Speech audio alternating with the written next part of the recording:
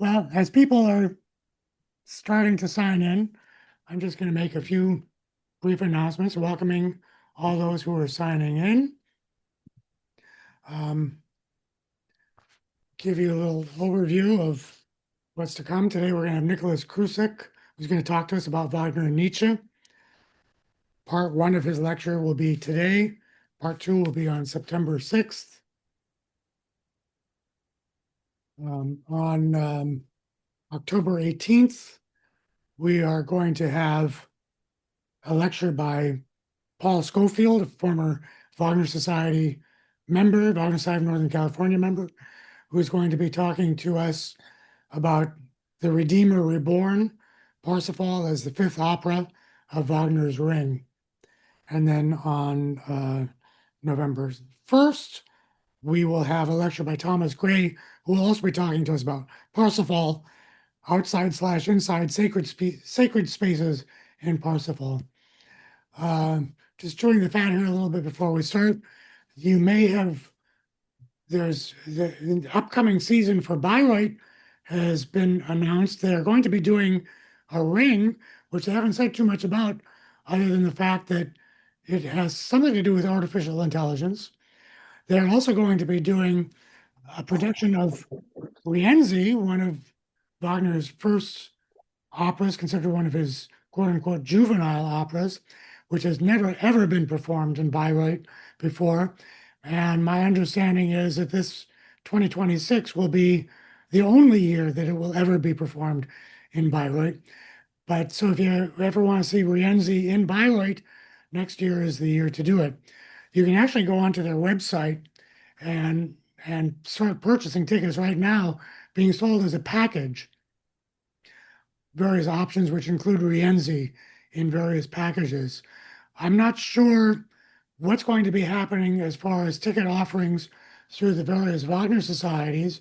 We have not yet heard anything from the Verband, which is our usual source of tickets. We generally don't hear from them until around September. But as I said, if you want to log in to the Bayreuth website, you can actually purchase packages right now at various price categories. So we'll see what happens. Each year that I've been involved with ticketing for Bayreuth, they have never been consistent in their policies. They always seem to change every year. So just when we were becoming comfortable with their methods, they go ahead and change things on us. So we'll see what happens. Let's see, it is now 12:58. We have 24 people logged in so far.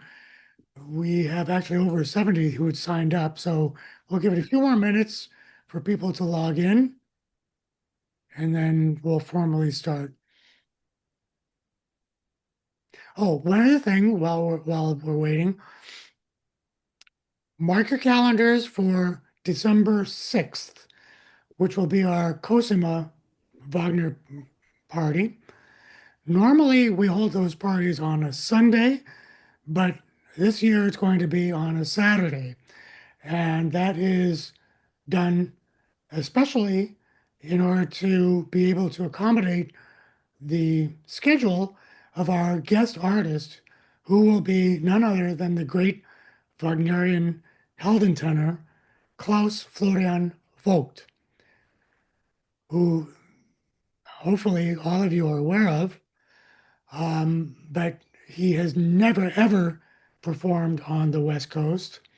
San Francisco Opera has never engaged him. To my knowledge, the only American opera house that has ever engaged him is the Metropolitan Opera. If you ever care to see him perform, you generally have to fly abroad to Germany in order to see him. We are lucky in that he is going to be our private guest performing just for us at the Cosmo Party on December 6th. So please mark your calendars. It will be an event that is not to be missed. We will be sending out information later on. Watch your email for the information, but mark December 6th, lunchtime, on your calendars for an outstanding all Wagner performance, specifically geared to the Wagner Society of Northern California. So we have 34 people signed up. I think we'll go ahead and start some of the formal introductions here while we're waiting for other people to start. So I'm Andy Rimbakis. I'm the president of the Wagner Society of Northern California. I welcome all of you today. We are going to have an outstanding lecture by Nicolas Krusek, who's going to be talking to us about Wagner and Nietzsche. Before we get into that, just want to give you a brief rundown of upcoming talks. Part one of Nicholas's talk will be today. Part two will be on September 6th, Saturday, December 6th at 1 o'clock. We skip August meetings because people are going to be going to Bayreuth, including myself. Saturday, October 18th, we'll have a lecture by Paul Schofield, a former Wagner Society of Northern California member, who will be talking about Parsifal as the fifth opera of Wagner's Ring. And on November 1st, it should be a particularly Wagnerian weekend because we on Saturday, November 1st at 1 o'clock at the Jewish Community Center in San Francisco, we will have an in-person meeting featuring Thomas Gray, who is going to be talking about sacred spaces in Parsifal. That evening, there will be a performance of a Beethoven symphony performed at the San Francisco Opera House. And on that's the Sunday following that, Sunday, November 2nd, there's actually a performance at Parsifal. So for you out of towners, that would be a great weekend to come to San Francisco for a visit. And then, as I mentioned, December 6th, we'll have our coastal party. So we have 44 people logged in already. So let me go ahead and start with the formal introduction. I am honored to introduce our speaker today, Nicolas Krusek, who is, let me just get my paperwork here. Nicolas is a speaker and educator with 20 years of experience teaching music, literature, and history. He studied orchestral conducting at the Janáček Academy of Music and Performing Arts in Brno in the Czech Republic, and historical musicology at the University of British Columbia. A holder of a Distinguished Toastmaster designation, Nicolas has been a master of ceremonies at conferences and concerts, and he has given educational talks to audiences at opera performances, symphony concerts, and philosophy conferences. He has taught courses for UBC Continuing Studies and the SFU Liberal Arts and 55 plus program. It is my great pleasure to introduce Nicolas Krusek as our speaker today. Nicolas, the floor is yours. Andy. Welcome, everyone. Wagner and Nietzsche. My session today is the story of how a musician, poet, dramatist, and a philologist managed to bond over a shared interest in philosophical ideas. And I'm hoping that what you'll get out of this session, be at this beginning of September, will be essentially three things. What are the philosophical ideas that influenced Wagner? And how did these ideas manifest in his creative work? Secondly, what were the philosophical ideas that influenced Nietzsche? And how did these find expression in his writing? And thirdly, and most importantly, what were the ideas that brought these two men together when they first encountered one another in the fall of 1868, and which shaped the course of their friendship? Friendship lasted about 8 years, 9 years. And what were the ideas which eventually caused them to drift apart and which eventually sundered their, at one point, warm intimacy? So the primary focus here is going to be on the intellectual background, the intellectual history of the relationship between Wagner and Nietzsche. I suppose that we should ask, which is an interesting question, is what exactly is philosophy? Because neither Wagner nor Nietzsche was really considered a professional philosopher in his lifetime. Wagner, of course, was a poet and musician, and a dramatist.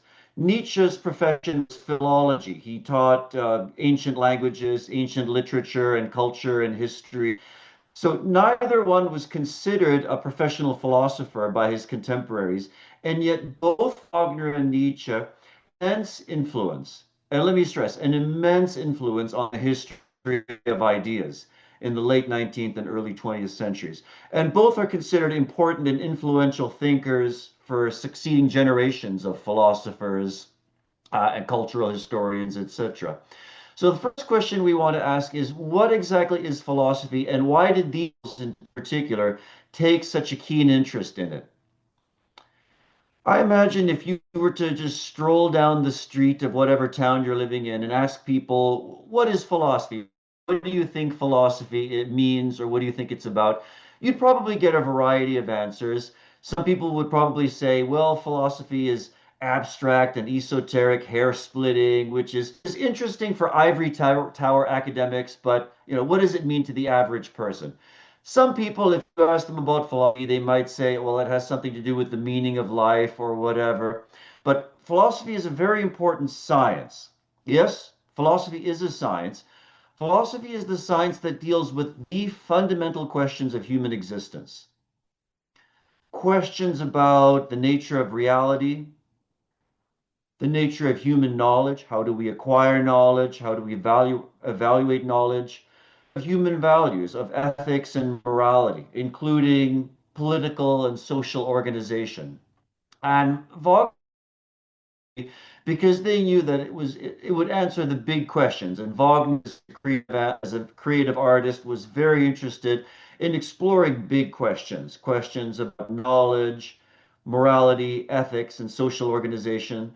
And the same is true of Nietzsche as well. So what I'd like to begin today is a little bit of the back German philosophy in the time of Wagner and Nietzsche. And we're going to begin by considering a couple of thinkers going back a few generations in German philosophy. And I'll just say a few brief words about some of the founding fathers, if you will, of German philosophy, beginning with these two individuals. Immanuel Kant, most important German philosopher of the period of the Enlightenment, the latter half of the 18th century, philosopher of the first few decades of the 19th century. And there's obviously a great deal we could say about both these figures, but I'll point out maybe just one or two key ideas from each one. The central preoccupation which concerned Immanuel Kant was what we might call the problem of knowledge in the period of the European Enlightenment. And historically speaking, there were two schools of thought among philosophers. There were the rationalists, who believed that all knowledge comes from our ideas, our concepts, and minds. But the interesting thing about the rationalists is that they didn't trust our senses. They thought our senses can deceive us. Our eyes and ears and other senses can deceive us. So the only way we can have certain and infallible knowledge is through ideas that are somehow, that's the rationalists. The most important of whom Spinoza and also Leibniz. Then the most important school of philosophers were the empiricists, who were predominantly British philosophers. So there's kind of an interesting division there, that the rationalists tended to be continental European, whereas the empiricists were British philosophers like John Locke.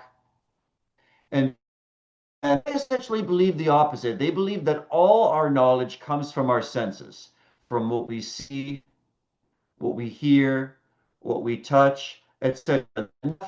Nothing in our minds just comes out of nowhere. Everything ultimately has to come from the senses. And so Kant inherited these two traditions. Kant himself was raised in the rationalist tradition, but as a young man, he encountered the writings of David Hume, who, as Kant himself described it, awakened him from his dogmatic slumber. And so Kant's solution to the problem of knowledge, which was hugely influential on later philosophers, Wagner and Nietzsche, was something as follows. So according to Kant, there are basically two worlds. On the one hand, there's the world as we experience it, the world as we perceive it through our senses, and as we understand it through our minds. And Kant referred to this as the phenomenal world. the world of appearances, which is, it's not the real world. It's merely the world that our senses and our minds construct for us. This sort of three-dimensional world, moving through time, existing in space, with this appearance of cause and effect. So Kant believed that this is a kind of a construct of our sensory apparatus, and our referred to that as the phenomenal world. Then for Kant, there's another, which is the real reality, the true reality behind the appearances, the label, the noumenal world. And the noumenal world, we can't really directly experience it or know anything about it. It's forever hidden from us. So when we acquire knowledge, we only acquire knowledge of things that we can see and hear and touch and experience and think about. But there's this whole other world behind it, the noumenal world, of which, although Kant also believed that there are certain things that we grasp intuitively, things like morality, what is right and what is wrong, that comes to us through the noumenal world, and that we grasp it intuitively, but we can't really have certain knowledge of those things. Anyway, that's the basic idea in Kant, that there's different kinds of these two different worlds, one of which is known to us as appearance, and another world which is essentially unknown to us. Now, as for Georg Wilhelm Friedrich Hegel, I'll mention one idea of Hegel's that's important, and that is Hegel's particular view of history. And actually, Hegel's most famous and most frequently read books in the 19th century was his book, The Philosophy of History, which we know Wagner read. In fact, pretty much every leading intellectual in the 19th century read, certainly in Germany, read Hegel's Philosophy of History. And Hegel essentially believed that history is purposeful, that it's not just a random series of events, something happens and then something happens. Hegel believed that history has a definite purpose to it, that there's a definite logic to the unfolding of events, and that history is essentially the unfolding of this spirit, this world spirit, or this world consciousness, towards developing a sense of freedom, a greater sense of freedom and a greater sense of self-knowledge. And this is something that comes up to some extent in Wagner's writings. Anyway, there's much more that we could say about Hegel, but what I'd like to move on to next is the two philosophers who had the most immediate influence on Wagner and Nietzsche. I'll just say a few words about each one, and then we'll actually see how these ideas manifest themselves in Wagner's work and in Nietzsche's work, and how the two overlap. Ludwig Feuerbach was as you can see from his dates, he was a slightly older contemporary of Wagner. He was really just a decade older than Wagner. Feuerbach actually started out as a pupil of Hegel, but then he developed in his own direction. Now, the Feuerbach, which I want to talk about, and in a few minutes, I'm actually going to show you a specific example, and a specific example which influenced Wagner in his creative work.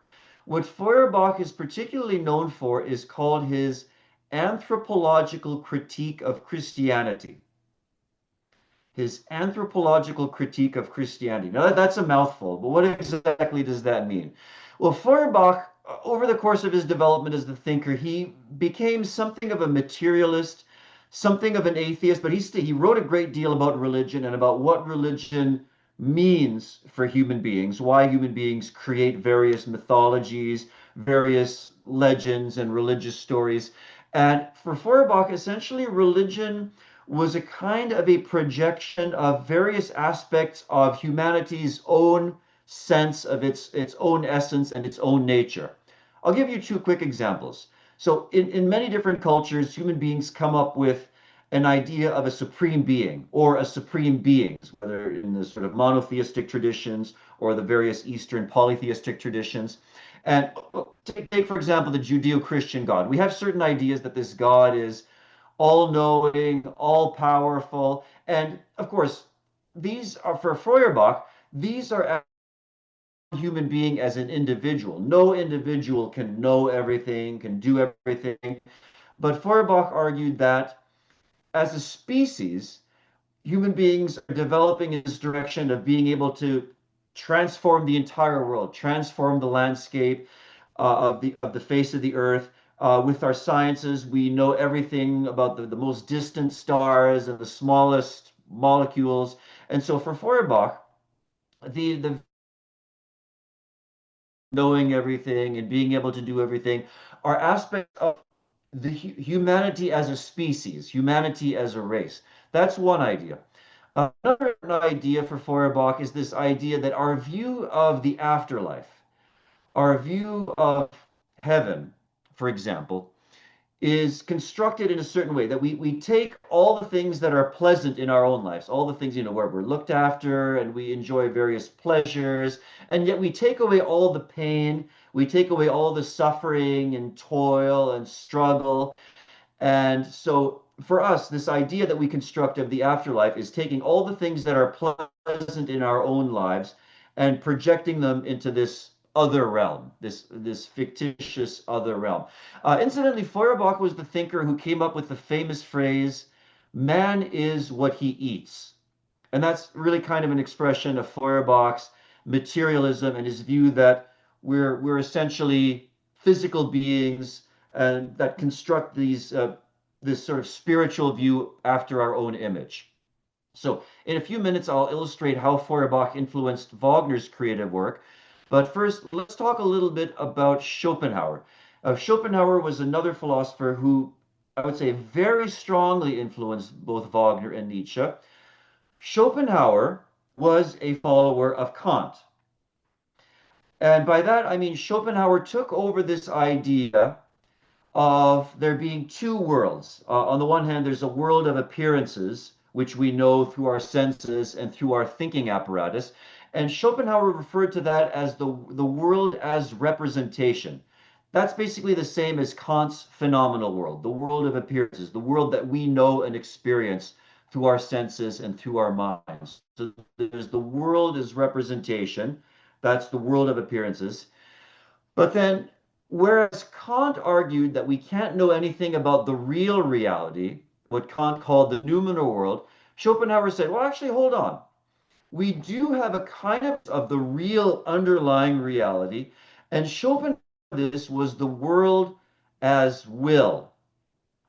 In fact, Schopenhauer's most famous book, the book that Wagner read and that Nietzsche read and that many people get to know Schopenhauer's philosophy is his two-volume magnum opus, The World as Will and Representation. We'll look at a few quotes from this in a couple of minutes. The World as Will and Representation, originally published by Schopenhauer in 1818 when he was 30 years old. In this book, Schopenhauer argues that underlying this world of appearances, underlying this world that we see and that we experience and that we think we know about, there is this underlying reality which is will. And for Schopenhauer, will is something very specific. It's not just when we talk about ourselves as having an ordinary daily conversation. That's not our ability to make choices, our ability to do. That's not quite what Schopenhauer had in mind when he talks about the world as will. For Schopenhauer, the world as will is this substance or this force that underlies everything. And Schopenhauer, the will has a couple of specific qualities. It's blind, it's irrational, and it's ultimately destructive and or dangerous. And when people talk about Schopenhauer, people talk about Schopenhauer as a philosopher, they talk about his pessimism, the fact that Schopenhauer was a deeply pessimistic philosopher. And as we continue our conversation, we'll see how this influenced Wagner. Say that Schopenhauer was a pessimist means essentially malevolent view of reality. Underlying the world that we perceive, this seemingly orderly, seemingly lawful existence, is this blind, irrational, dangerous, destructive force.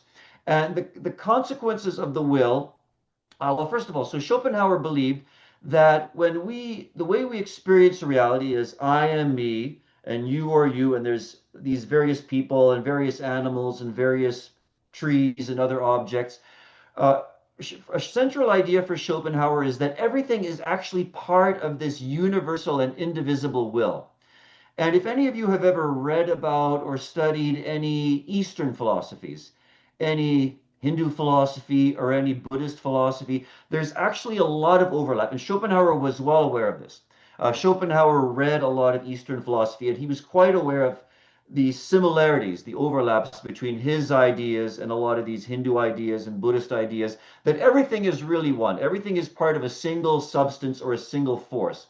And so when you look out in nature and animals are attacking and killing other animals, or people are killing other people, it's really one aspect of the will attacking and destroying another aspect of the will.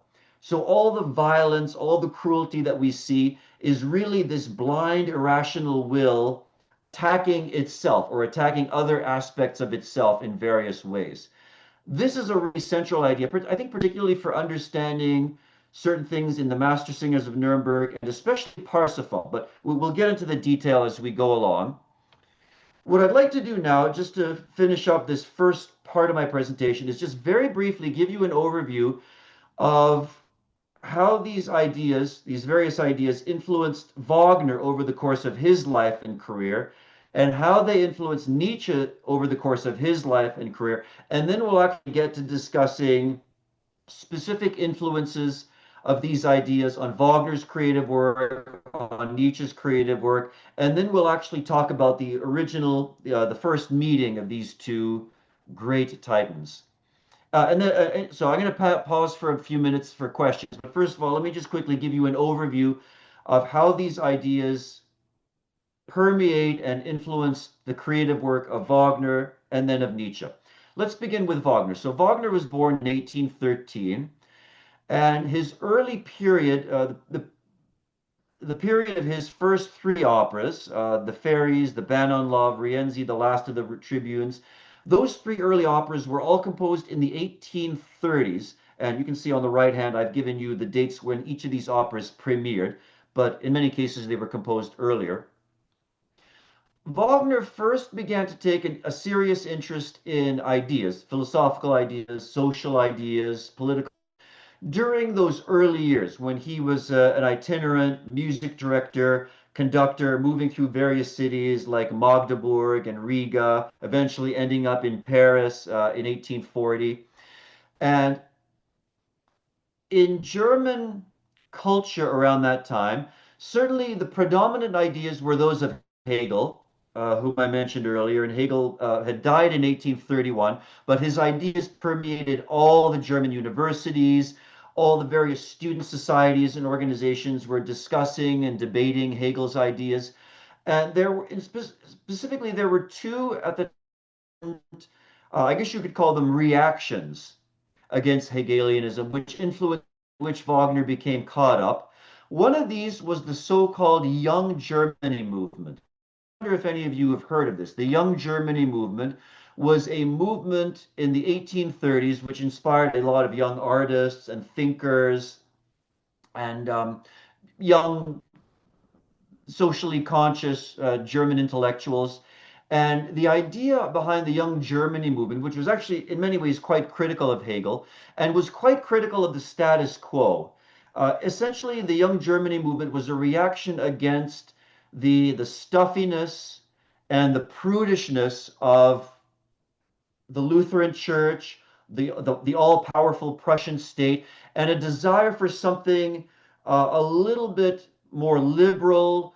And probably the best expression of this in Wagner's work is his second opera, which you may know by the German title Das Liebesverbot. In English, it's The Ban on Love, which is actually a setting of Shakespeare's Measure for Measure. And the story concerns both the play by Shakespeare and the opera by Wagner concerns a magistrate he's a kind of a hypocrite. On the one hand, he officially bans fornication, he bans extramarital sexual intercourse, and yet he himself, the magistrate in the story, lusts after this young girl, this young novice in a convent. And in the end, his hypocrisy is revealed and exposed. And so it was a typical work, a typical product of this current in German thinking in the 1830s known as the Young Germany movement. Another very important move during the period of the 1830s and the 1840s was a movement which is sometimes called the young Hegelians or the left Hegelians. These were thinkers, artists, social activists who were inspired by Hegel, but who took a very particular perspective. They were interested in overthrowing the contemporary political system, which they thought was too illiberal, too much restriction on freedom of speech, freedom of expression. They were also very much against the church and particularly the Lutheran church. And actually, Ludwig Feuerbach was one of the leading figures of the left Hegelian movement, but a movement which also included anarchist thinkers, socialist thinkers, most notably two figures you may have heard of, Karl Marx and Friedrich Engels, both of whom were very strongly influenced by Feuerbach's writings and Feuerbach's ideas. This was around the period when Wagner himself began reading Feuerbach's books. And now we suspect, we don't know for sure, Wagner may have read Feuerbach for the first time while he was in Paris in the years around 1840, 1841. Definitely, we know that Wagner got around to writing Tannhäuser and Lohengrin. How do we know this? Well, quite simply, there are specific passages. I'm going to give you an example in a few minutes. There are specific passages in the libretti for Tannhäuser and Lohengrin where Wagner is either paraphrasing Feuerbach or quoting Feuerbach, or where the ideas bear the unmistakable influence of Feuerbach's ideas. Feuerbach's critiques of religion, his anthropological critique of Christianity. We'll look at an example shortly. Okay, last point I want to make about Wagner. So when did Wagner encounter Schopenhauer's philosophy for the first time? Well, we know that because Wagner tells us about that in his autobiography, Mein Leben, that he first read Schopenhauer in the fall of 1854. So to put that in the context of Wagner's work, by 1854, he basically completed the prose scenario and the libretto and the versification of the Ring of the Nibelung, all four parts of the Ring of the Nibelung, from Das Rheingold to Götterdämmerung. Not only that, but the music of the Rheingold had basically been completed by, say, the summer of 1854. So when Wagner first encounters Schopenhauer, when Wagner first reads The World as Will and Representation, he's already beginning to compose the music of Die Walküre, which he would work on over the next 2 years. And incidentally, taken by Schopenhauer's great book, his magnum opus, that he read it 3 times within a single year. And it's a lot, let me say, Schopenhauer's The World as Will and Representation, it's a long book. It's 2 volumes, it's over 1,000 pages. Wagner read it 3 times in that first year when he discovered it. He was so taken by Schopenhauer's ideas. And as we'll see in a moment, there were things in Schopenhauer's philosophy which influenced the composition of The Ring, but also of Wagner's mature operas, his later operas, Tristan and Isolde, The Master Singers of Nuremberg, and Parsifal. And some of these points we'll touch on next time as well. Let's talk very, very briefly about Nietzsche, and then we'll get into some specific examples. So first of all, Nietzsche was born in 1844. So Nietzsche was a generation younger than Wagner. Nietzsche's father was a Lutheran pastor. Not only that, both of Nietzsche's grandfathers were Lutheran pastors. I'm going to ask you to please keep that in mind. Something else that's very important. Nietzsche's father died when Friedrich was 4.5 years old. And I can't resist pointing out that Nietzsche's father had been born in 1813, the very same year that Wagner was born. So later on, as we talk about the relationship between these two men and as we evaluate the dynamic between them, keep in mind that Wagner was the same age that Nietzsche's father would have been had Nietzsche's father not died when Nietzsche was 4.5 years old. Anyway, so Nietzsche, by the way, had very affectionate, very fond father, but primarily he was raised by his mother and 2 maiden aunts, and Nietzsche also had a younger sister who plays an important role in his story. But Nietzsche grew up in a very devout religious household. I mean, that's interesting. When we think of Nietzsche, we think of, the death of God, and we think of his assault on Christianity. But in fact, he was born in a very devout household. And up until his early teens, Nietzsche seems not to have questioned his family's basic Lutheran faith. Now, the real turning point, at least intellectually, seems in Nietzsche's life seemed to have taken place when he was in his late teens, when he was, say, about 17, 18, 19 years old. Around that time, Nietzsche was in university. So after completing his early studies at the gymnasium, he went to the University of Bonn to study theology and philology. And then later on, he transferred to Leipzig to study philology. Somewhere in between there, Nietzsche seems to have lost his religious faith. And you can see that in his transition from being a student of philology and, then he loses his faith. He discovers Schopenhauer in 1864 when he's about 20 years old. And then after that, he continues studying philology, but he completely drops the study of theology. So if you look at Nietzsche's first published books, there's The Birth of Tragedy, which was written during the period of his most intimate friendship with Wagner. And I think Nietzsche's first published book is written heavily, and we'll do this a little bit later on today. It's written heavily under the influence of Wagner and under the influence of Schopenhauer. And to some extent, that's also true of the Untimely Meditations, which is a collection of essays 50, 60-page essays, which were later on grouped together. And as he was writing these essays between 1883 and 1876, Nietzsche is still basically under the influence of Schopenhauer and Wagner, who, as you can see, are actually subjects of two of the essays, to break free of their influence. And of course, 1876 crucially was the year of the first Bayreuth ring cycle, August 1876. And I'll talk a little bit next time about how that, the effect that had on Nietzsche. Nietzsche's definitive break with Wagner came around 1878. And it was during the next 5 years that Nietzsche wrote 5 crucial books: Human All Too Human, Mixed Opinions and Maxims, The Wanderer and His Shadow, The Dawn, and The Gay Science. In these 5 books, Nietzsche begins systematically questioning the entire Western intellectual and cultural tradition. So everything that Western thinkers and artists had taken for granted in religion, in metaphysics, in morality, in ethics, in science, Nietzsche tears it all apart, examines it with forensic attention to detail.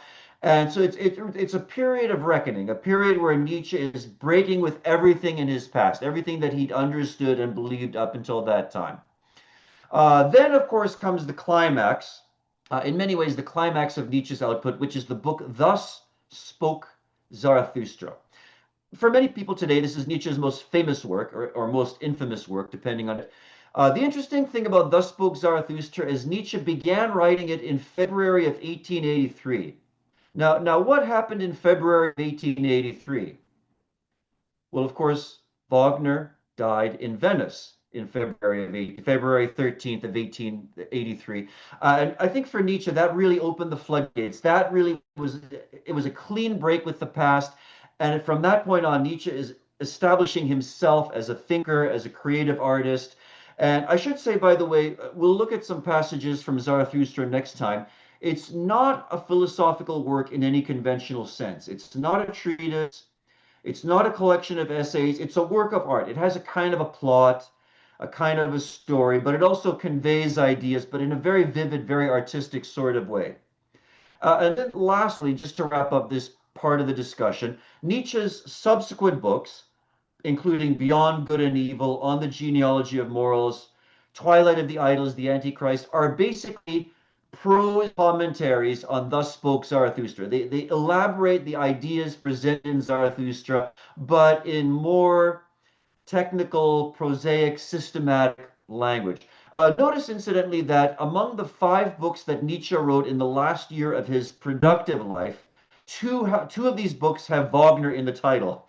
There's The Case of Wagner and Nietzsche contra Wagner, where Nietzsche comes face to face with this early part of his life, his early friendship, his early relationship with the great Richard Wagner.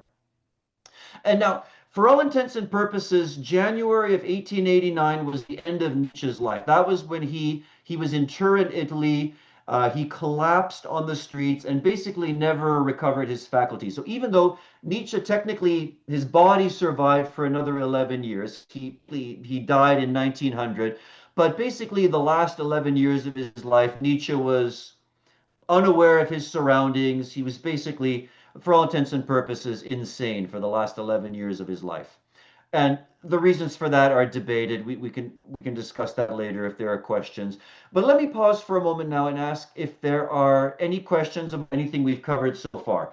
Before we go on and talk about the influence of Feuerbach and the influence of Schopenhauer on Wagner's creative work and on Nietzsche's creative work. So, Nicholas, I'm any just going to questions interrupt. so far? I Go forgot ahead. to mention at the beginning, if people have questions, use the Q&A button at the bottom so you can relay your questions that way. And you can relay them during while Nicholas is talking. I will keep track of them, and we can always ask them at the end of the lecture also. But if any of you have any questions right now, uh, feel free. So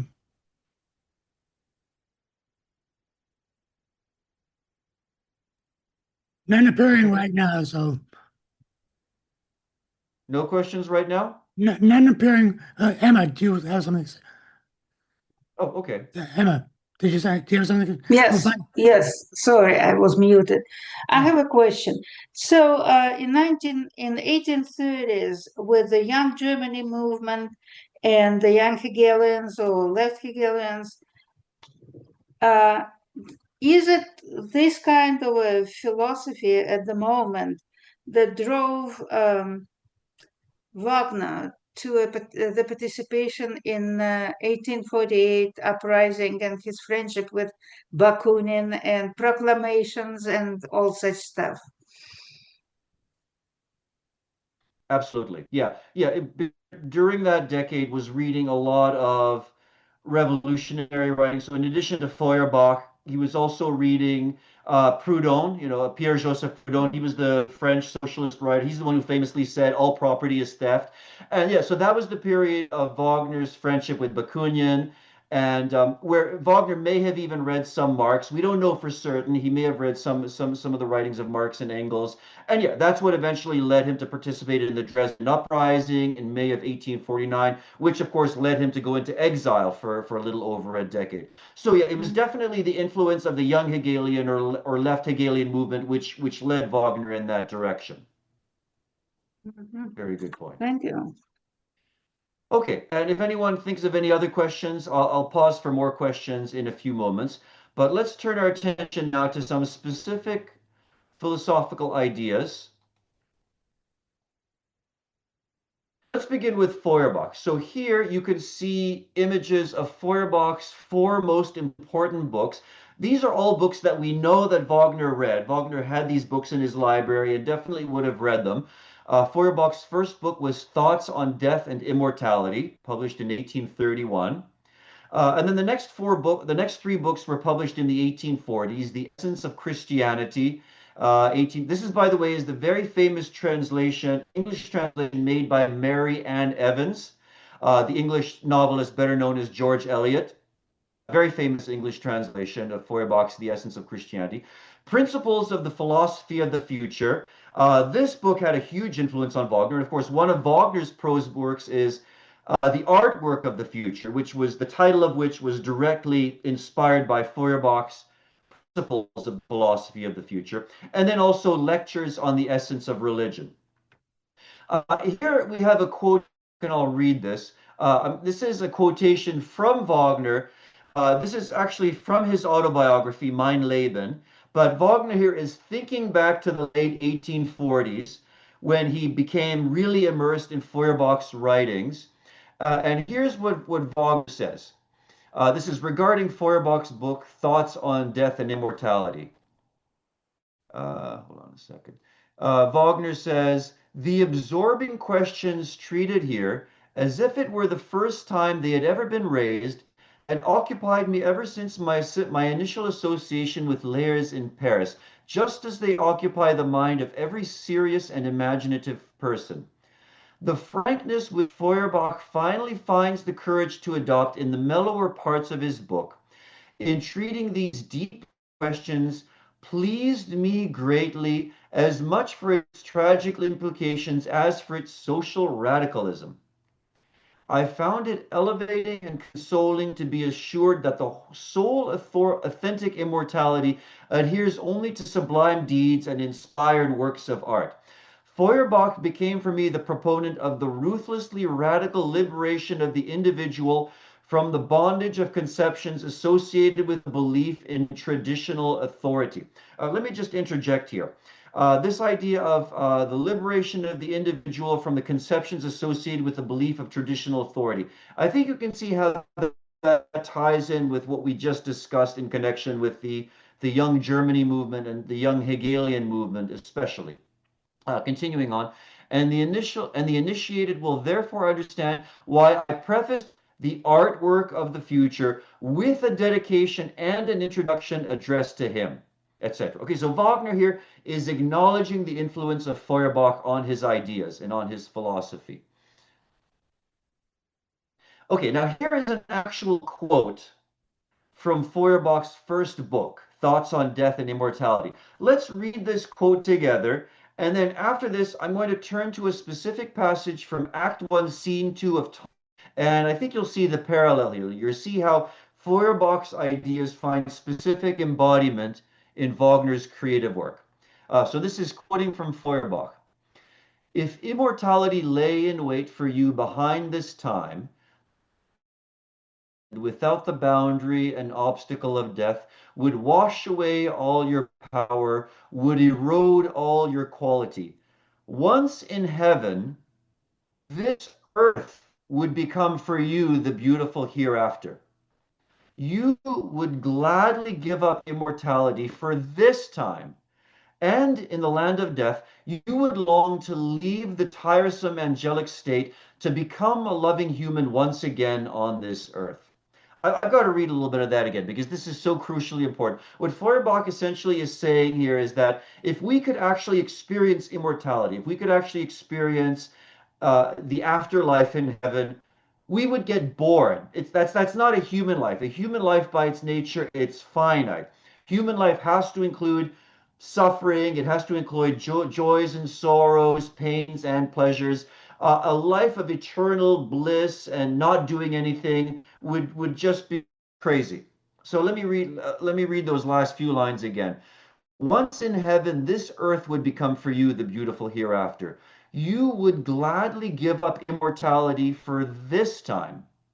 And in the land of death, you would long to leave the tiresome angelic state to become a loving human once again on this earth. Only where there are conflict and suffering, where pain clouds the clarity of soul, only there is my true fatherland. Pain is the pledge of the spirit. Let cowardly clerics fall in love with the hereafter. I love those two lines. Let cowardly clerics fall in love with the hereafter. And if the whole world wished me divine and to go to heaven, I would stay outside, and back in my own home would beg the old pains to burn once again in me. I cannot separate myself from them, for pain is not a single part cut off from the health of the soul. Okay, keep that in mind. Let's have a look now at a couple of passages here from, this is from Tannhäuser, Act 1, Scene 2. The context here is Tannhäuser has been sojourning in the Venusberg for who knows how long, weeks, months, pagan goddess Venus. He's completely forgotten what people are like, what nature is like, etc. Tannhäuser lifts up his head suddenly as if starting from a dream. Venus draws him back again caressingly. Venus, tell me, beloved, of what are you thinking? Tannhäuser, too much, too much. Oh, that I might now awake. Venus, tell me what ails you. Tannhäuser, in dreams it was as if I heard a sound long stranger to my ears, as if I heard the joyful peal of bells. Oh, tell me, how long is it since I heard them? Venus, what is it holds you in thrall? Where are you straying? Tannhäuser, the time I have sojourned here I cannot measure. Days, moons mean nothing to me anymore, for I know stars of heaven. I see no more the blades of grass, which turning freshly green bring the new summer in. The nightingale that foretells me the spring I hear no more. Shall I never hear it, never behold it more? Venus, ha! What do I hear? What foolish complaining! Are you so soon wearied of the sweet wonder my love devises for you? Or what? Can you so greatly regret being a god? Have you so soon forgot how once you suffered one pleasure here? So think about it. Imagine that you could enjoy endless pleasures, endless delight in the arms of the goddess of love herself. Most of us would probably say, yeah, bring it on. Where do I sign up? But Tannhäuser is saying, no, as a human being, I want more. I need something more than this. Anyway, Venus encourages Tannhäuser to strike up his lyre and sing a song in praise, which he does. Tannhäuser takes up his lyre. Let your praises ring out. Let the marvel you might create for me, fortunate as I am, be extolled. May the sweet delight sprung from your favor raise my song up in a loud cry of jubilation. My heart yearned, oh, my senses thirsted after pleasure, after delicious gratification. That which once you rendered to gods alone, you graciously bestowed upon me, a mortal. But mortal, oh, I have remained, and your loving is too huge for me. Though a god may incessantly savor enjoyment, I am subject to change. Not that alone lies close to my heart. In the midst of joy, I crave after pain. From your kingdom I must fly. O queen goddess, let me go. Okay, that was the first stanza of the song. A few moments later, we have the second stanza of Tannhäuser's song. Begins the same way as the previous one. Thanks be to your favor, may your loving be extolled. Fortunate forever the man who has tarried with you. Forever envied he who with ardent passion has shared the godlike glow in your embrace. Entrancing are the marvels of your kingdom. I breathe the magic of all pleasure here. No country on the broad earth offers the like. What they possess you can easily spare. There's always a but. But amid these rosy perfumes, I long breezes, for the clear blue of our skies, for the fresh green of our meadows, for the sweet song of our little birds, for the dear sound of our bells. From your kingdom I must fly, O queen goddess, let me go. Okay, so hold that in mind. Now let's go back very briefly to Feuerbach here. Let's read again what Feuerbach says. Once in heaven come for you the beautiful hereafter. You would gladly give up immortality for this time, and in the land of death you would long to leave the tiresome angelic state to become a loving human again on this earth. I think you can see how that comes through in Tannhäuser's monologue here, in these two stanzas of Tannhäuser's song. Now, the thing is, next time when we talk about some of the ideas in Nietzsche's Thus Spoke Zarathustra, one of the central ideas of Nietzsche's mature philosophy is the rejection of what we might call otherworldliness, rejection of religious and metaphysical otherworlds, and the embrace of this world, the idea that this life is the only life. This world is the only world. That's something that's very central to Nietzsche's mature thinking. Feuerbach's influence on the ideas of Tannhäuser here. Okay, let me now quickly take a look. Let's take a look at some of the influence of Schopenhauer's ideas on Wagner's work, and then I'll pause again for some questions.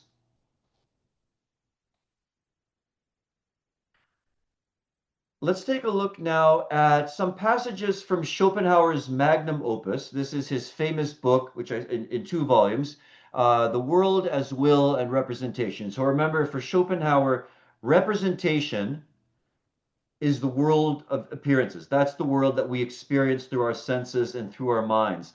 The world as will is the real reality underlying this reality. And the will is this force which is blind, irrational, and destructive. Keep that in mind. The first thing that I'd like to look at here is this brief passage from, this is from Wagner. Hold on a second. Okay, this is from Wagner's autobiography again. And here Wagner is remembering his first encounter with the philosophy of Schopenhauer. I won't read you the whole long quote, but at least just a few passages from this. So Wagner's initial reaction to reading Schopenhauer in the fall of 1854. I was alarmed, as will be everyone in my frame of mind, by the moral principles with which he caps the work. For here the annihilation of the will and complete self-abnegation are represented as the only true means of redemption from the constricting bonds of individuality in its dealings with the world. For those seeking in philosophy their justification for political and social agitation on behalf of the so-called free individual, there was no sustenance whatever here, where what was demanded was the absolute renunciation of all such methods of satisfying the claims of the human personality.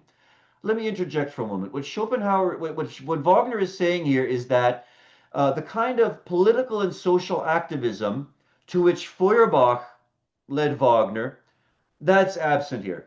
Schopenhauer's view of the will eventually led him to a particular view of morality as revolving around compassion, as revolving around feeling the suffering of other living things, and eventually overcoming one's own will and becoming compassionate and feeling pity for other living things.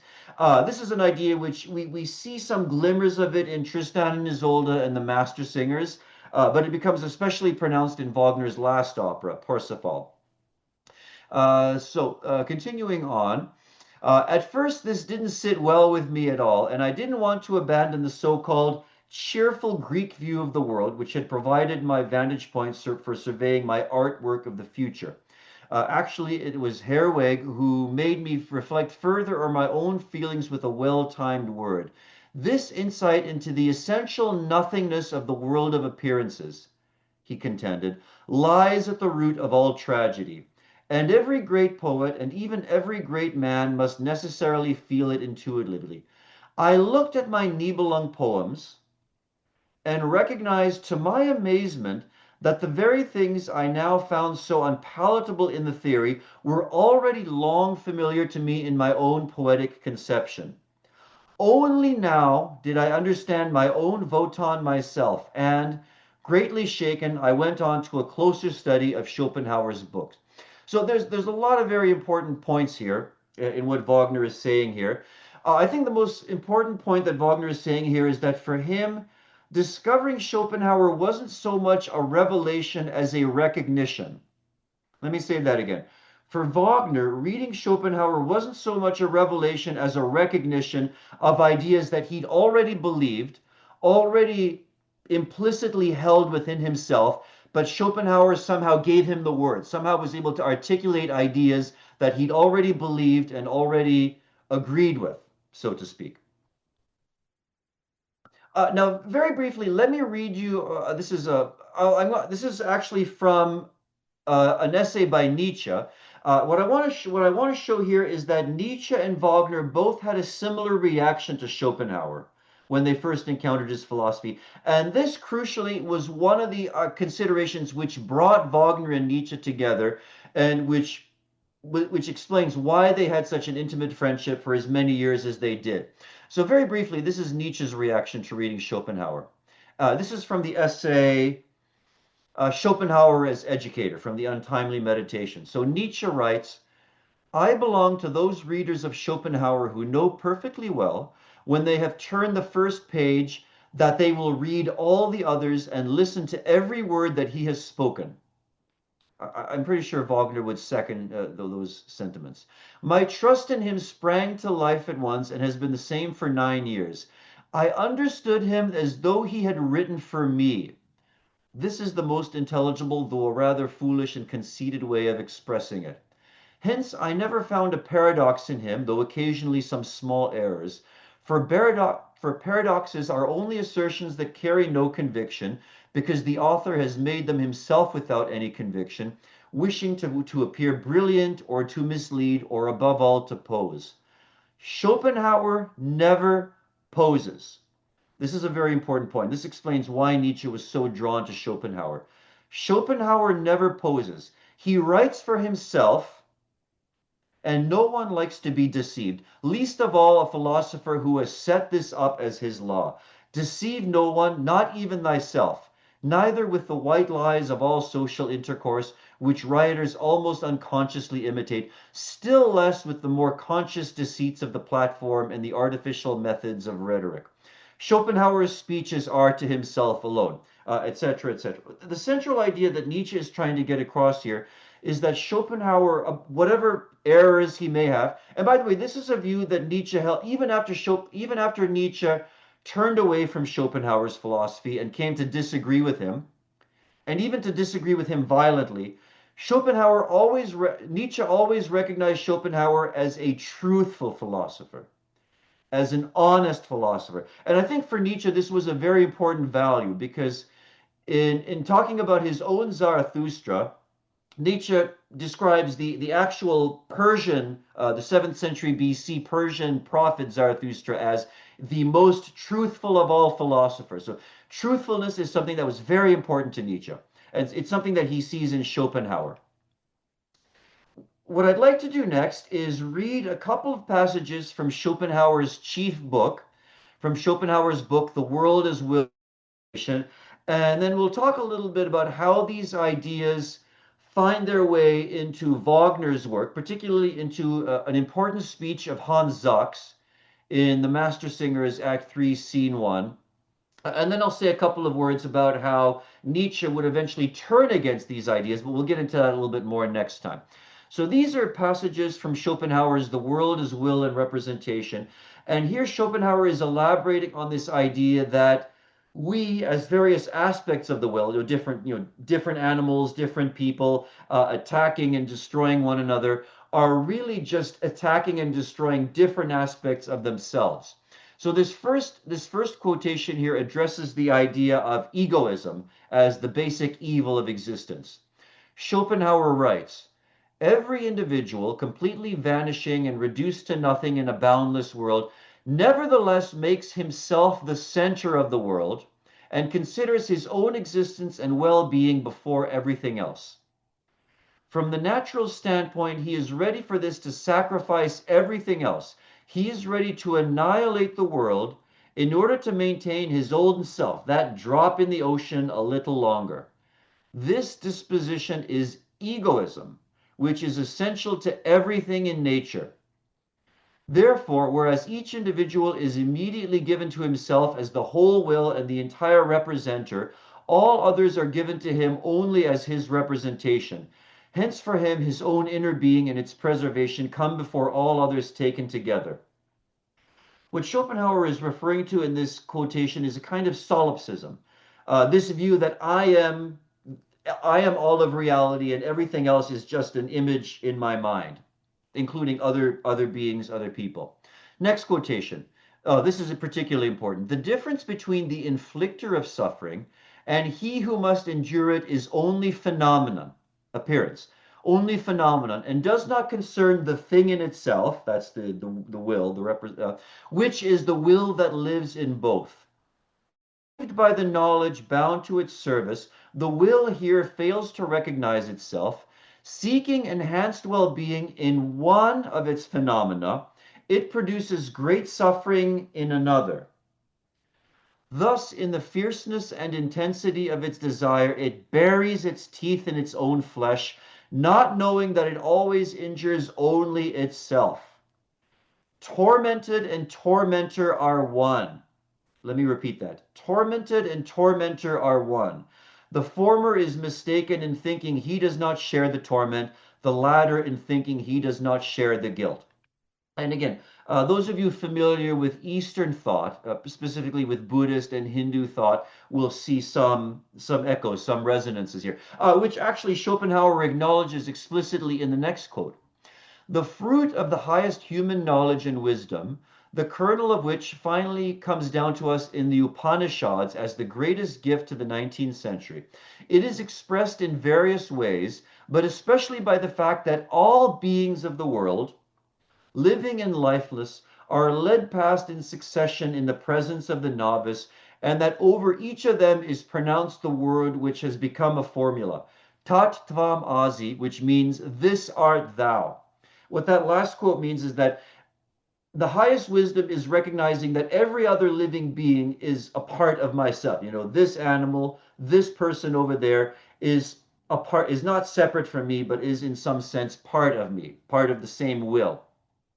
Last brief quote here. Just as egoism concentrates our interest on our own individuality, and then knowledge always presents us with the innumerable perils that continually threaten this phenomenon, whereby anxiety and care become the keynote of our disposition, so the knowledge that every living thing is just as much our own inner being in itself as is our own person, extends our interest to all that lives. And in this way, the heart is enlarged. So Schopenhauer is saying that the way we enlarge our own hearts is by recognizing and embracing some part of everything else that exists.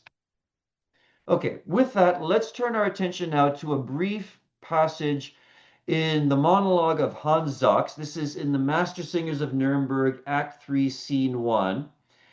And the context is as follows. So the previous act had ended on St. John's Eve, where all the townspeople got involved in this big fight in the streets. All the townspeople, the men and women, the apprentices, journeymen, the masters, everybody was involved in this fight, which lasted briefly and then dispersed, but quite violent. Now it's the following morning, and Hans Sachs is reflecting on the events of the previous night, the craziness that happened in the previous night. And here's what Sachs says. He's alone in his cobbler's shop, and he's reflecting, madness, madness, everywhere madness. Wherever I look searchingly in city and world chronicles to seek out the reason why, till they draw blood, people torment and flay each other in useless, foolish anger.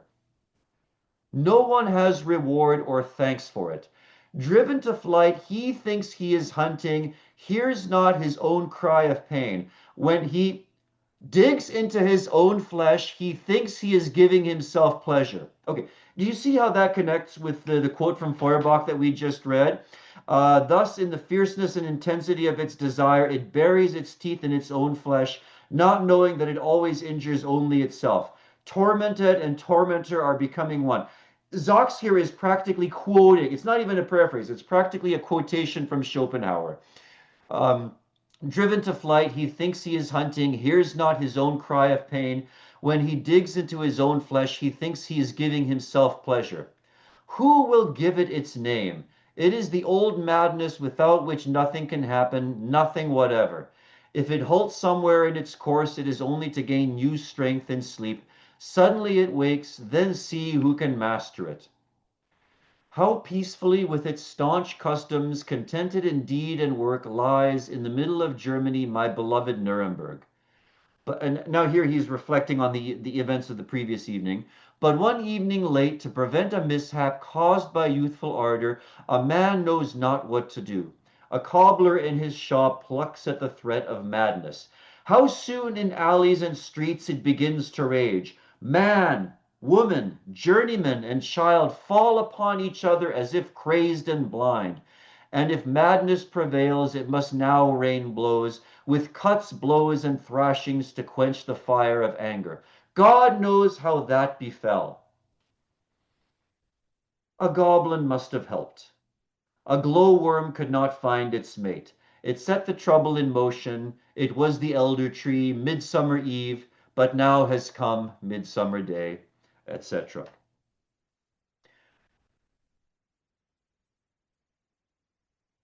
So with that, and now the interesting thing here is I believe that Nietzsche himself would probably agree with much of what Schopenhauer is offering in his analysis in those brief quotations that we read.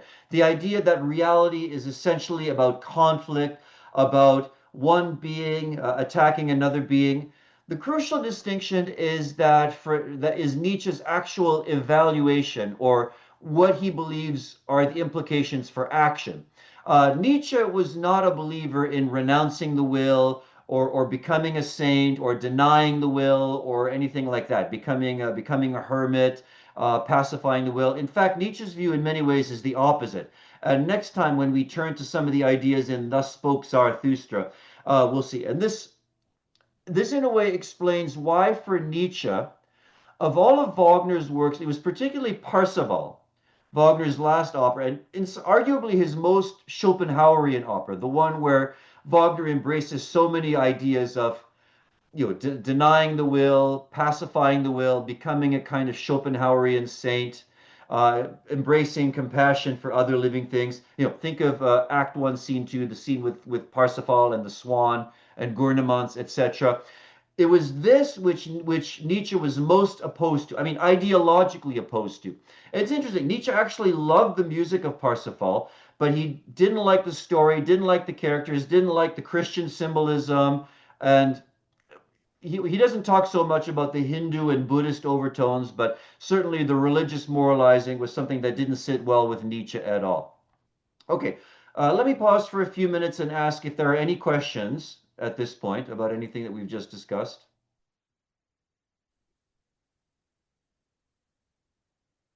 Andy, any questions? There are no questions. No, yes, there is a question. Oh, sorry. I have a Okay. question, Yeah, go ahead. if you don't mind. So when Wagner says that Wotan actually kind of wrote itself, his character, his actions are all these of an egotist, ultimate egotist. And when Wotan says that the only solution to this mess he created is das Ende, this is Schopenhauer.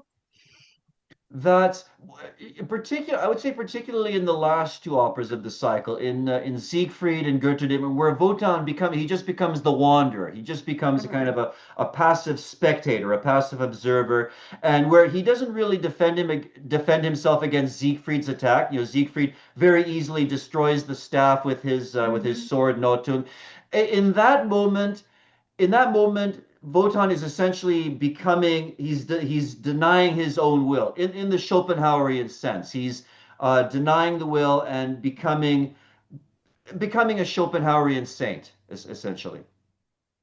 Okay. Yeah. There's one question that just came in from Okay. Deb Marion. Was Nietzsche a pagan?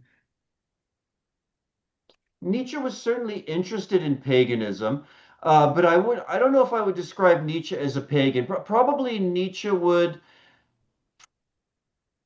The interesting thing about Nietzsche is, first of all, it's very difficult to pin his ideas down because they developed over such a long period of time. So very early in life, Nietzsche was clearly strongly influenced by Christianity. After he abandoned Christianity, he was interested in Schopenhauer's philosophy for a time. But I wouldn't say that he was ever exactly a pagan. Probably, I think it would be safe to say that Nietzsche, at least the mature Nietzsche, from around the time that he himself and his own ideas, which is say from around. Certainly, you could say he was an atheist from that period on, but I don't know if there's any sense in which he was a pagan. Like a good example of someone who was a pagan was Goethe. Goethe was also immersed in ancient Greek culture and ancient civilization, but in a very different way from Nietzsche, because Goethe had this sort of, I guess the way you could put it is he had this cheerful view of the Greeks, something that Schopenhauer referred to in one of those passages that we read. But Nietzsche, on the other hand, had a much more balanced view. Nietzsche saw the things that were positive in Greek culture, but he also saw the things that that were potentially negative or potentially dangerous. But no, I don't think I would describe Nietzsche in any way as a pagan. Okay, let's turn our attention now to the first meeting between Wagner and Nietzsche.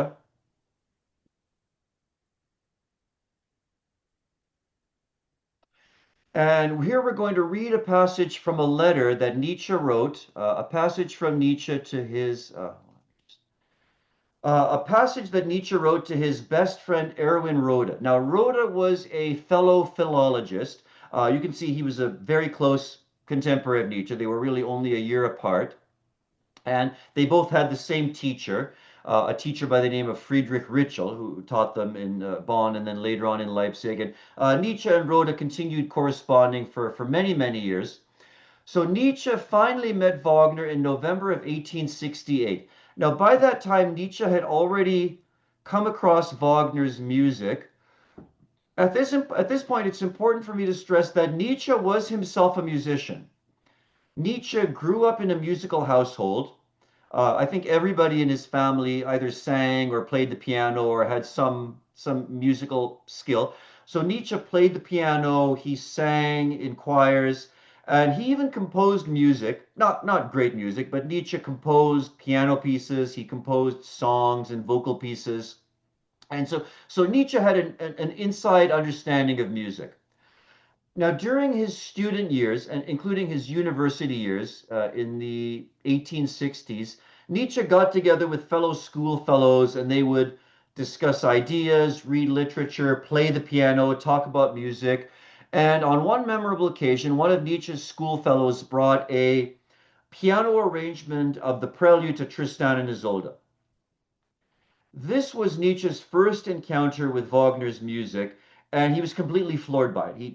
Of course, many of us have probably had this experience, but Nietzsche was absolutely floored by his first experience hearing the prelude to Tristan and Isolde, even in just a piano arrangement, never mind actually hearing it played by an orchestra. Quite simply, he'd never heard any music like it before. He was completely smitten with it, and then he would seek out opportunities to either to play Wagner's music or to hear Wagner's music wherever these opportunities came up. Now, fast forward now to November of 1868. Nietzsche is now he's near the end of his studies, and actually in the following year, that was the year that Nietzsche finally completed his dissertation, and he was actually given a job as a professor of philosophy at Basel University in Switzerland at the age of 24, which was unheard of. For someone to be actually given a full professorship at the age of 24, it was unheard of. So Nietzsche was a rock star as far as the beginning of his academic career looked very promising, quite extraordinary. So a year after this meeting, Nietzsche would become a professor of philosophy at Basel University, which is significant because at that time, Wagner, Richard, and Cosima were living at Triebschen, near Lake Lucerne, so actually very close to Basel. And during the next few years, from 1868 to about 1872, Nietzsche would visit the Wagners regularly, and so there was quite a bit of communication between them. So I'd like to read you a little bit of this letter from Nietzsche to Rohde, where he's describing his first meeting with Wagner. And the circumstances of the meeting were as follows. So Nietzsche's professor, Ritschl, his wife, Frau Ritschl, apparently knew somebody in Wagner's extended family and arranged this meeting for Nietzsche to meet the composer on this particular, I think it was a Saturday evening. Has this very humorous story where he comes home, he's expecting his tailor to deliver him a new suit of clothes, and Nietzsche actually ends up getting into a fight with the tailor's assistant who demands to be paid on delivering the goods. Anyway, let me just read to you these few paragraphs from Nietzsche's letter to Erwin Rohde. This is Nietzsche talking about his first meeting with Wagner. But at home there was no tailor awaiting me, so I sat down and read the treatise on the Eudokia at my ease, but I was constantly disturbed by the sound of a shrill bell that seemed to be ringing some distance away. At last I was certain that someone was standing at the old iron gate. It was shut, as was also the door of the house. I shouted across the garden to the man to enter the house, but it was impossible to make oneself understood through the pouring rain. The whole house was disturbed. The door was ultimately opened, and a little old man bearing a parcel came up to me. It was 6:30. Time for me to dress and get ready, as I lived a long way off. It was all right. The man had my things. I tried them on, and they fitted. But what was this suspicious development? He actually presented me with a bill. I took it politely, but he declared he must be paid on delivery. I was surprised and explained that I had nothing to do with him as the servant of my tailor, but that my dealings were with his master to whom I had given the order. The man grew more pressing, as did also the time. I snatched at the things and began to put them on. He snatched them too and did all he could to prevent me from dressing. What my part and violence on his, there was soon a scene, and all the time I was fighting in my shirt as I wished to get the new trousers. At last, after a display of dignity, solemn threats, the utterance of curses on my tailor and his accomplice, and vows of vengeance, the little man vanished with my clothes. End of the first act. I sat on my sofa and meditated while I examined a black coat and wondered whether it was good enough for Richard. Outside, the rain continued to pour. It was 7:15. I had promised to meet Windisch at 7:30 at the Theatre Café. I plunged into the dark and rainy night, also a little man in black and without evening dress, yet in a beatific mood, for chance was in my favor. Even the scene with the tailor's man had something tremendously unusual about it. At last we entered Frau Brockhaus's exceedingly comfortable drawing room. There was nobody there except the most intimate members of the family, Richard and us two. I was introduced to Wagner and uttered a few respectful words to him. He questioned me closely as to how I had become so well acquainted with his music, complained bitterly about the way his operas were produced with the exception of the famous Munich performances, and made great fun of the conductors who tried to encourage their orchestra in friendly tones as follows: "Now, gentlemen, let's have some passion. My good people, still a little more passion, if you please. Wagner enjoys imitating the Leipzig accent." By the way, let me just briefly interject. What Wagner is referring to about how Nietzsche became well acquainted with his music, that's the connection with the professor's wife, that apparently Nietzsche had played some passages from a piano arrangement of the Master Singers for Frau Ritschl, his teacher's wife, and she had mentioned to Wagner, "Oh, my husband's student is well acquainted with your music. He played me some passages from your latest opera, etc." Apparently, this really impressed Wagner and made Wagner want to meet this young philology student. Okay, one more paragraph here. Let me give you a brief account of all that happened that evening. Really, the joys were of such a rare and stimulating kind that even today I am not back in the old groove, but can think of nothing better to do than come to you, my dear friend, to tell you these wonderful tidings. Wagner played to us before and after supper, and went through every one of the more important passages of the Meistersingers. He imitated all the voices and was in very high spirits. He is, by the by, an extraordinarily energetic and fiery man. He speaks very quickly and wittily, and can keep a private company of this sort assembled on that evening very jolly. I managed to have a long talk with him about Schopenhauer. Oh, and you can imagine what a joy it was for me to hear him speak with such indescribable warmth about our master. What a lot we owed to him, how he was the only philosopher who had understood the essence of music, etc., etc. Then just skipping ahead a few lines, at the close of the evening, when we were both ready to go, he shook my hand very warmly and kindly asked me to come and see him so that we might have some music and philosophy together. And of course, from that point on, Wagner and Nietzsche were regularly in contact for actually quite a few years. A question that I'm very often asked when I've taught classes on Wagner and Nietzsche and the relationship between the two is, what was their relationship like particularly during the period when they were very close, which is from that first meeting in November of 1868 until about 1872, 1873, when they started to drift apart. I mean, even geographically, when they started to drift apart, when Wagner and Cosima moved from Tribschen to Bayreuth, there was greater distance between them. They would see Nietzsche less frequently, and during the following years, Nietzsche would become personally and intellectually more independent of Wagner, much to Wagner's annoyance. Anyway, the best answer to that is actually found in these books, probably familiar to many of you. These are Cosima Wagner's diaries in two big volumes. Now, fortunately for us, somebody has actually gone to the trouble of compiling all of the quotations in Cosima's diaries, which pertain specifically to Nietzsche. Let me actually see if I can share this with you in the chat. Okay, so this is, I hope you all see this in the chat. So there's a channel which on there's a website on the internet which is called the Nietzsche channel.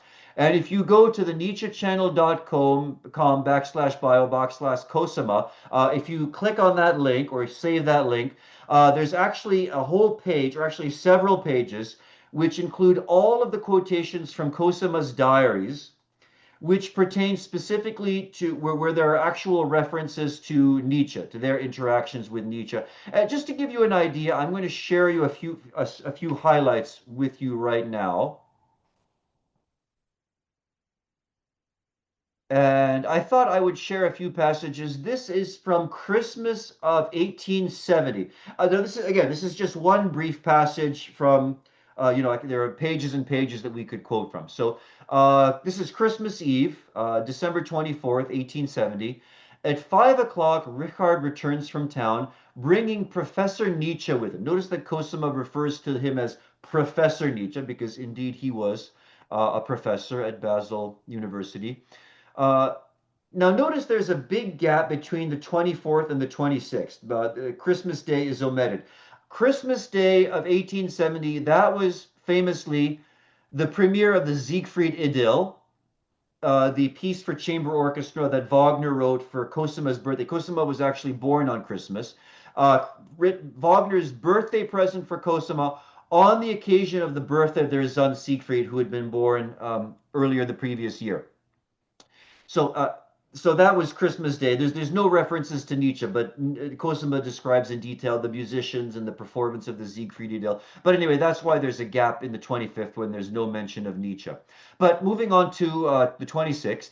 In the evening, Richard reads aloud passages from the manuscript Professor Nietzsche gave me as a birthday gift. It is entitled Die Geburt des tragischen Gedankes, the birth of the tragic concept, and is of the greatest value. Let me just interject a brief comment. The essay that Cosima is referring to would eventually become Nietzsche's first published book, The Birth of Tragedy Out of the Spirit of Music. We'll discuss that more next time. But back to the quotation. The depth and excellence of his survey, conveyed with a very concentrated brevity, is quite remarkable. We follow his thoughts with the greatest and liveliest interest. My greatest pleasure is in seeing how Richard's ideas can be extended in this field. That last sentence is very significant, I think. My greatest pleasure is in seeing how Richard's ideas can be extended in this field. What Cosima is correctly picking up on here is the influence of Wagner on what would become Nietzsche's first published book, which is indeed the influence of Wagner and Schopenhauer, but definitely the influence of Wagner. That's what she means by seeing how Richard's ideas can be extended in this field. The 28th, in the afternoon music from Tristan, played by Richter for me and Professor Nietzsche. Yesterday, visit from our good student Schobinger, who comes from Basel and assures me he finds more pleasure in seeing me again than any of his relations. Professor Nietzsche helped him to get his scholarship. Okay. Then New Year's Eve, the 31st, in the afternoon, the quartet players from Zurich. Richard rehearses them in the F major quartet, Opus 59. Footnote, she's referring to one of the Beethoven-Razumovsky quartets here. A favorite work of mine, if one may speak thus of such divine things. Then the last, also F major. Toward 11 o'clock, the musicians go away. We stay up. Professor Nietzsche, our good Richter, and we too, she means Richard and herself, midnight arrives, we wish each other a happy new year, may God bring us all peace. Christmas Day, family lunch. At about 4 o'clock, Professor Nietzsche takes his departure.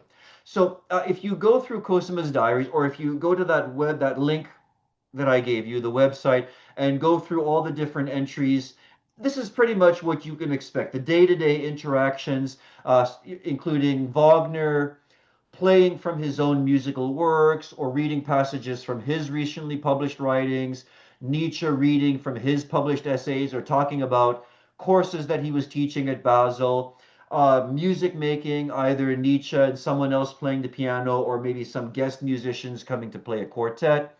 Anyway, this is sort of the idyllic scene between Nietzsche and the Wagner family as it unfolded during these years.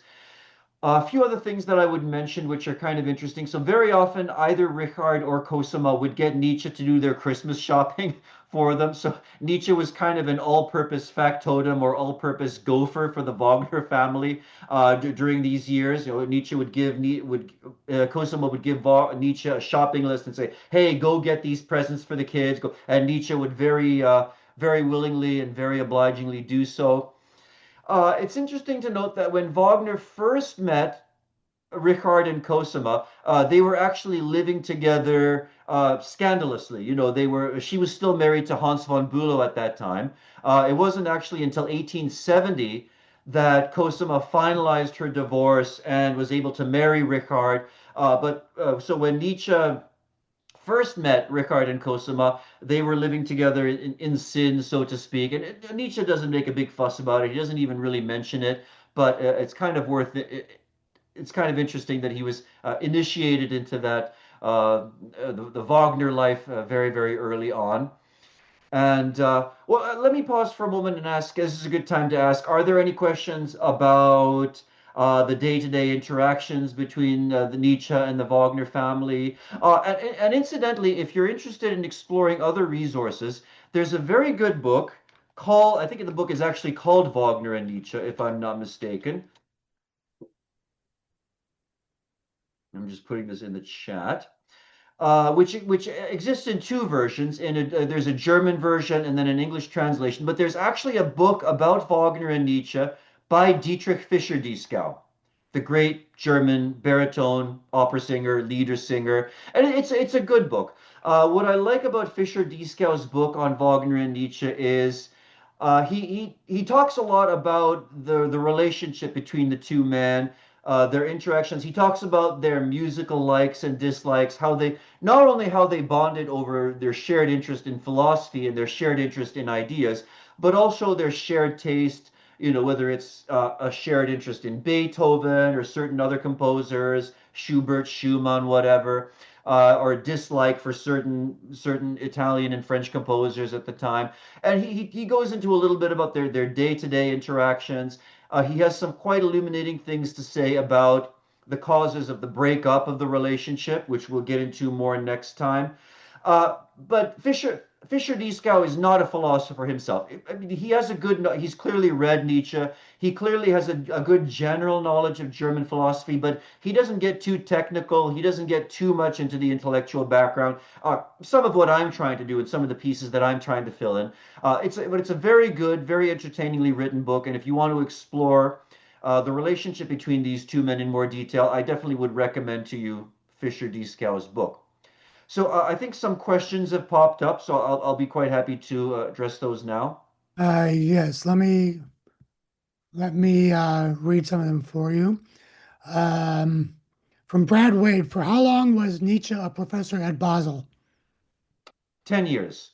And the reason is, so Nietzsche suffered throughout his adult life from extremely poor health. And now that's the understatement of the decade. Nietzsche suffered from atrocious, abominable health. So during the Franco-Prussian War, which was around 1870, Nietzsche actually volunteered to be an ambulance driver on the front. And by that time, Nietzsche was actually a Swiss citizen. So technically, he wasn't a subject of the Prussian state. He didn't really have to. But for whatever reason, Nietzsche wanted to volunteer as an ambulance driver. And during hospitalized for, I think, several weeks or even a few months with diphtheria and dysentery. So really nasty, horrible illnesses, which continued to afflict him throughout his life. Now, there have been a lot of speculations about whether Nietzsche also might have been exposed to syphilis at some point in his youth, maybe from a visit to a brothel, as happened with so many young men. You know, it happened to Robert Schumann. It happened to a lot of young people in Germany during this period. I don't know, but what I can say is throughout his adult life, Nietzsche suffered from agonizing migraine headaches, which left him unable to read, unable to concentrate, and which left him with he had very poor vision. He was very badly nearsighted, and yeah, so splitting headaches, which lasted sometimes for days, and horrible gastrointestinal illnesses, which had him vomiting, diarrhea, unable to eat, unable to take any nourishment for days at a time. So just really atrocious, abominable health. And this essentially forced Nietzsche to retire in 1878. So Nietzsche became a full professor in 1868 or 1869. After a decade, he was taking so many long periods of leave of absence, months and months, half a year at a time, leave of absence. He simply couldn't, because of his health, because of atrocious afflictions, he simply couldn't fulfill his duties as a professor. So he went into a retirement with a decent pension, and basically for the remaining decade of his sane life, his active life, Nietzsche was wandering through primarily Switzerland and northern Italy, wherever the climate was most agreeable to him. So generally, in the summer months, Nietzsche would be in Switzerland, and then in the winter months, he would be in northern Italy, like Turin and other cities in that area. Wherever the weather left him suffering the least. But yeah, so basically for a decade he was a teacher, and I have to say, in his final book, Ecce Homo, a quasi-autobiographical book, Nietzsche says, being a professor wasn't really the thing for me. It probably wasn't the right career decision. I kind of fell into it by accident. Leaving that aside, it would appear that Nietzsche was actually a very good teacher. And according to the accounts that we have from pupils who actually studied under Nietzsche and who attended his lectures, Nietzsche had a way of presenting ancient Greek history and culture and literature in a way that was so lively that you'd think this is a guy who actually lived there and experienced it firsthand and was coming to us and explaining it like somebody talking about his firsthand experiences. I mean, that's pedagogical brilliance to be able to do that. So I think Nietzsche must have been a very lively and a very interesting teacher, to say the very least. So a couple other questions. You touched upon this a bit already. Deb Marion asking, was Nietzsche a servant for the Wagner household? Tying into that, I have a question myself. That you mentioned that Wagner was the same age as Nietzsche's father, and so had there not been that age difference, let's say that they were the same age, do you think they would have had the same relationship, or was Nietzsche really attracted to Wagner as a father figure? Definitely, I think there is a sense in which Wagner was like a father figure for Nietzsche. Having said that, I don't think the age difference was the crucial thing. The key thing to remember here is that Wagner was the one great man, the one great human being that Nietzsche knew in his life. Now, bear in mind that by the time Wagner and Nietzsche met, Wagner was the most famous composer in Germany. Wagner was hobnobbing with heads of state, King Ludwig of Bavaria, the German Kaiser, all these um, political luminaries, artistic luminaries, intellectual luminaries. Wagner knew them all. Wagner had poets that he corresponded with, and great musical figures, and great cultural, intellectual, political figures. Nietzsche was unknown during this. Nobody knew that Nietzsche would become one of the great philosophers and one of the great intellectual forces of the 20th century. In Nietzsche's Certainly up until the period when Nietzsche lost his sanity, so up until 1889, he was, for all intents and purposes, totally unknown. Nobody read him. Nobody knew about him. nobody knew that he was going to become this major cultural force on so many important 20th century artists, 20th century philosophers, 20th century writers. So, I mean, Nietzsche knew that he was of himself, that he had some greatness in him, but nobody at the time would have recognized this. So basically, you have this shy, soft-spoken, nearsighted, kind of nerdy philology professor, and you have this man who's this whirlwind, this tornado, this major cultural icon and cultural force. So it was not a symmetrical relationship. It was not a relationship on an equal footing by any means. Um, John Byrne is asking, outside of the writings that you've already mentioned, where Nietzsche is specifically writing about Wagner, did he mention Wagner much in his correspondence? Uh, Yes, so Nietzsche mentions Wagner not just in the two books which have Wagner in the title, which are The Case of Wagner and Nietzsche contra Wagner. He mentions Wagner in several of his other books, including Beyond Good and Evil and the Genealogy of Morals. We'll be looking at those passages next time because they're extremely revealing. And yes, Nietzsche does mention Wagner in his correspondence with Erwin Rohde, as we saw. We quoted from that first letter, but we'll look at some other quotations next time. Also, in his letters to Elizabeth Nietzsche, Nietzsche's sister, he talks about Wagner. Next time, we're going to see something particularly interesting, where Nietzsche criticizes Parsifal publicly in his writings, but praises the music of Parsifal in his private correspondence. And that's something really curious that we're going to look at next time. So stay tuned for further details on that. There's another question, which I'm going to ask on behalf of the member. Did Nietzsche marry? But along with that question, I'm throwing in my own question, which is there's a book by Joachim Kurla, the German author, who wrote a book called Zarathustra's Secret, in which he speculates that Nietzsche had repressed was repressing his own homosexuality, that might have impacted his own writings and his relationship to Wagner. So along that line, do you think his and it might have impacted, of course, his feelings on Christianity and his rejection of the morals of the day, so to speak. So do you have any comment on that? And also, do you know if he ever married? Okay, so to the question, did Nietzsche ever marry? The answer is no. And Nietzsche, as far as we know, had no long-term relationship with the woman. There are a couple of instances in Nietzsche's biography where he proposed to a particular woman, most famously to a young woman named Lou Salome, who was probably the one great love of Nietzsche's life, and whom he met in 1882, which was the year before he wrote Thus Spoke Zarathustra. And the fact that she rejected him was, I think, one of the great tragedies or one of the great calamities in Nietzsche's life. But so no, Nietzsche did propose maybe twice, but was rejected on both occasions. So we don't know of any long-term relationship with the woman. At most, he may have had some encounter as again at a brothel or something along those lines early in life. But again, that's unconfirmed. I don't give any credence to the whole idea of repressed homosexuality. Like, look, I've read everything that Nietzsche published. I've read all his published works, most of them many times.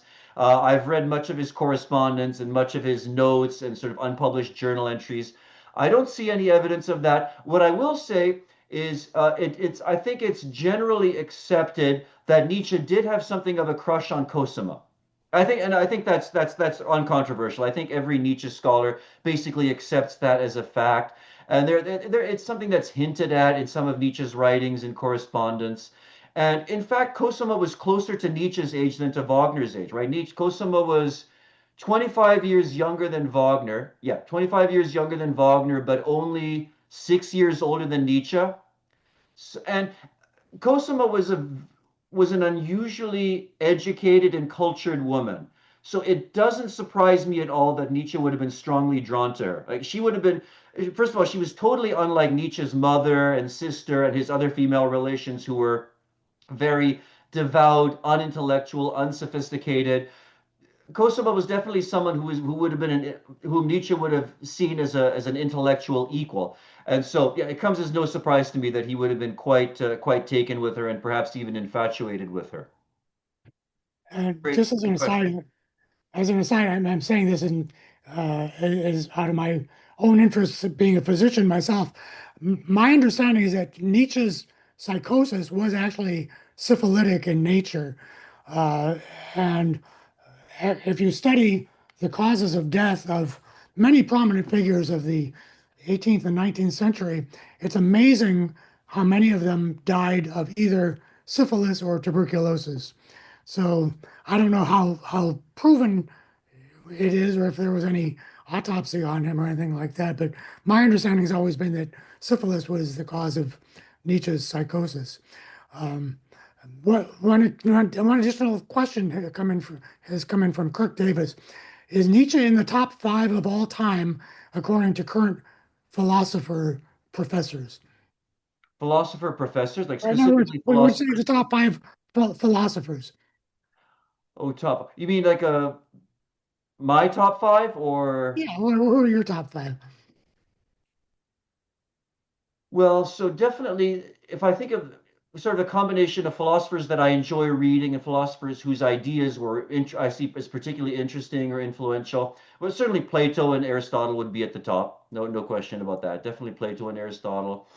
I definitely think that Kant and Hegel were influential philosophers. Having said that, there are lots of their ideas that I think were either mistaken or potentially misleading. Now, if you ask me which philosophers I particularly enjoy reading, definitely I would put Schopenhauer and Nietzsche at the top of the list.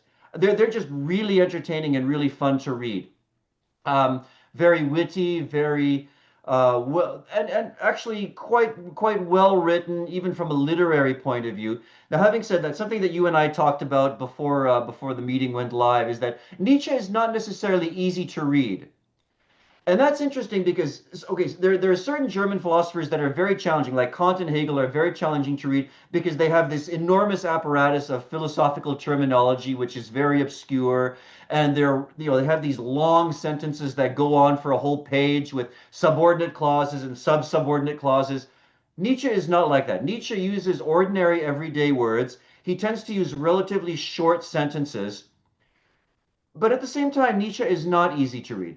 And he's not easy to read for a few reasons. First of all, he writes very polemically. He deliberately writes in a way that's where he's arguing and contesting and challenging established beliefs. And connected with that, he tends to write very hyperbolic because I guess Nietzsche saw himself as like a lone voice in the wilderness, as the only person saying the things that he was saying. He sometimes tends to shout rather than to speak normally, and he tends to overstate the point or make the point in a very exaggerated sort of way.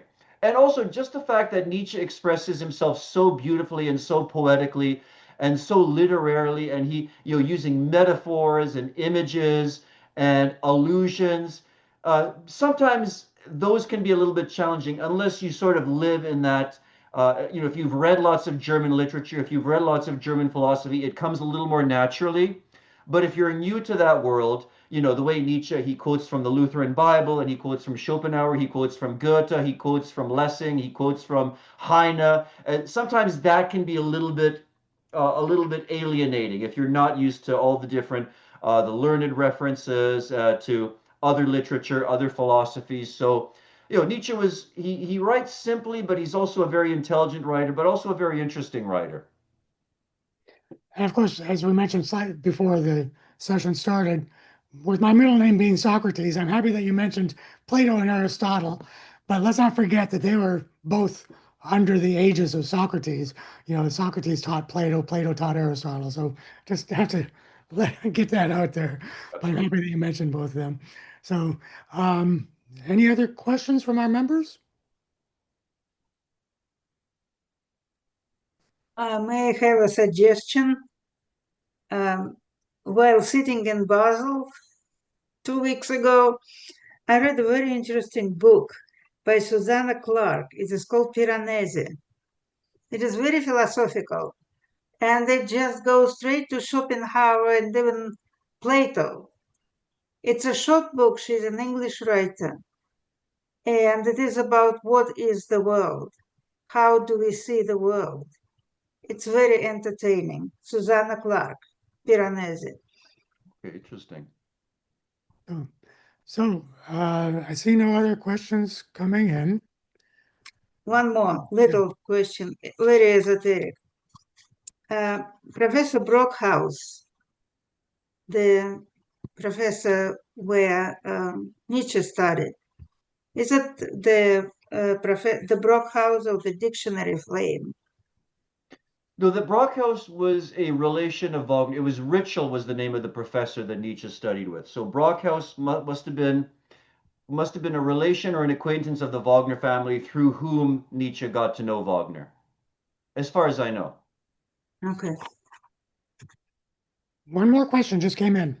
Do you have from William Gamble? Do you have any opinion of the book The Tristan Chord by Brian McGee? I've read it. It definitely has some good things in it. It's now the important thing to remember is that McGee was a Schopenhauer scholar, so the book is heavily skewed towards Schopenhauer's influence on Wagner. One of the things that disappointed me about that book is that McGee gives relatively short shrift to Feuerbach.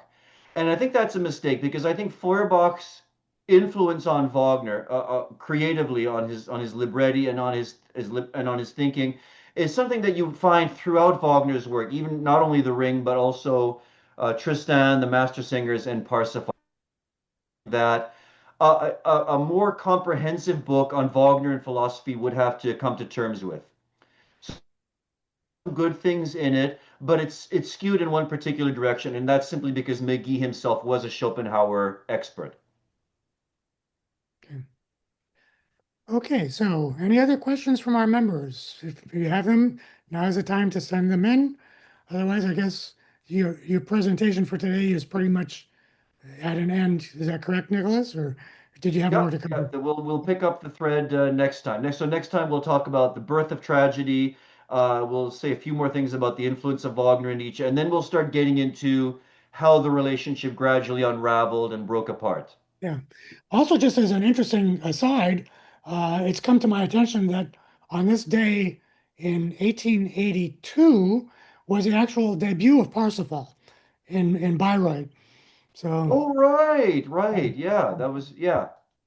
so, Wow. so Nicholas, thank you so much for an outstanding talk. I know I learned a lot from it. Absolutely fascinating. I also don't want to forget thanking Emma Popek, who has been the behind the scenes master at running this webinar, without whose help, believe me, I couldn't do it. So I really appreciate it, Emma, who also just got back from Europe and is doing all this fighting jet lag at the same time.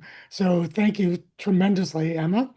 Thank you again, Nicholas. We will look forward to your next talk, which will be on Saturday, September 6th at 1 o'clock p.m. Pacific Standard Time. So thank you once again for an outstanding talk. Thank you. See you in 6 weeks. Okay. Okay, members, and thank you all of the members who joined in. We appreciate your participation, and we'll look forward to seeing all of you again on September 6th. Thanks.